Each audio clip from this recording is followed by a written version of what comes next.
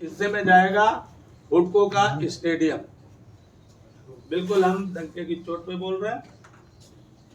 एक काम जो उनकी कल्पना और सोच और उनका प्रयास है।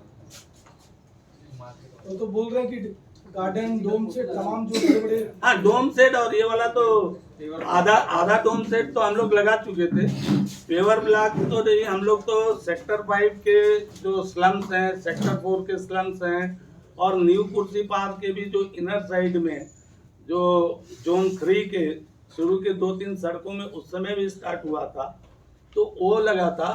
और जो पेवर ब्लॉक इनको लगाना था 8 करोड़ रुपया हमने सैंक्शन किया था भिलाई के टाउनशिप के बैकलाइन के लिए और वो पैसा आया हुआ चला गया। 12 करोड़ रुपया सैंक्शन था सेक्टर 2 से सेक्टर 6 के नाले का चैनलाइज करने के लिए, वो पैसा आया हुआ चला गया। तो काम ये करना चाहिए ना। अब डोम लगा दिए और वो प्योर ब्लॉक नहीं, और एक और काम हुआ है, वो झलमल वाला लाइट लगा है, आधा बुझ जाता है। मैं कल गया था उधर, वो कहाँ गया था, ये कुर्सी पार्क, तो बीच में वो जो केनाल रोड में देखा तो ITI के सामने से लेके पूरा अंधेरा है, पूरा वो बुझ गया है आधा।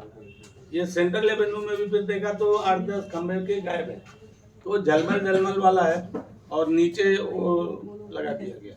ये वाला तो काम है। एक कंप्लेंट आ रहा है कि भाजपा के पार्षदों के साथ पार्शियलिटी की जा रही है, भेदभाव किया जा रहा है। उन लोगों को कोई भी काम करने के लिए सैंक्शन महापौर के द्वारा या फिर निगम कमिश्नर के द्वारा नहीं किया जा रहा। बिल्कुल नहीं किया जा रहा। इसके लिए आप लोग क्या एक्शन लिए हैं? हम लोग क्या एक्शन लें? हम लोग बोल सकते हैं, सरकार तो है नहीं। कई पार्षदों का कंप्लेंट है। पार्षदों ने वहाँ प्रदर्शन किया, मांग रखा।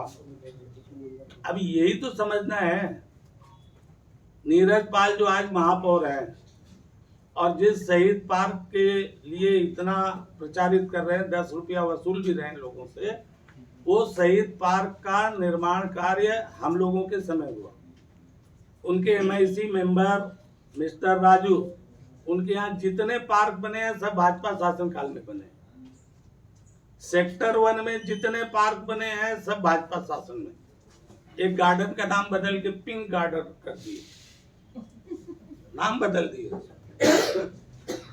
तो ये भरो कर रहे हैं। हम तो बोल रहे हैं ना, एक नया गार्डन बता दो, एक तो पुलिया बता दो, बता भाई। एक तो कोई नहर का कोई चैनलाइज किए हो कुर्सी पार में, वो बता दो।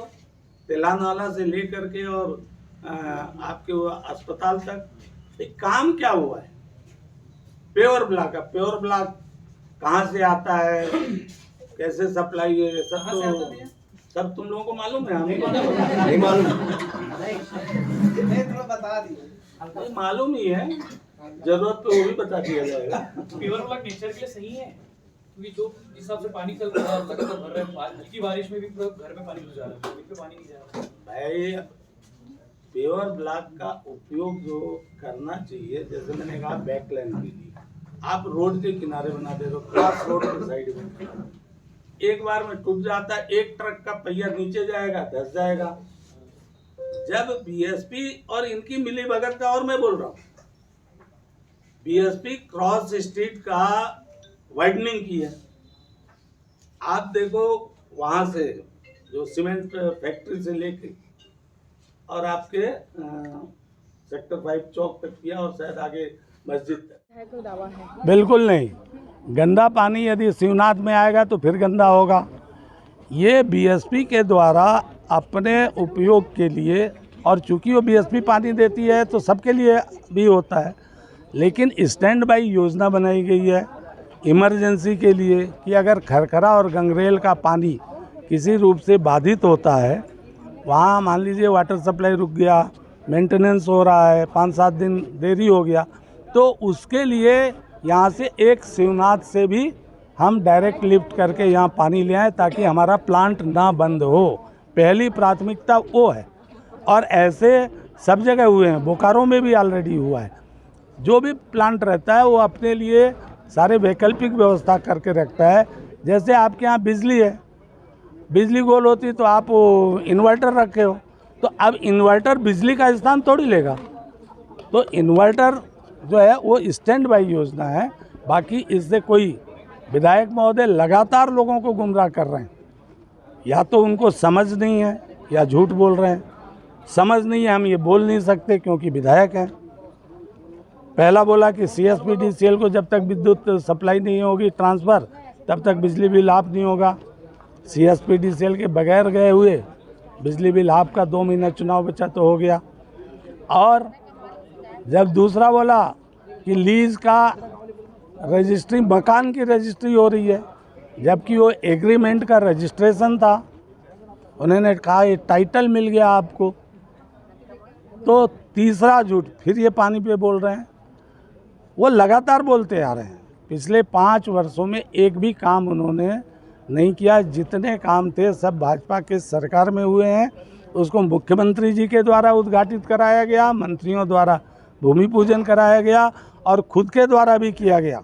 एक एक काम गिनाया जा सकता है।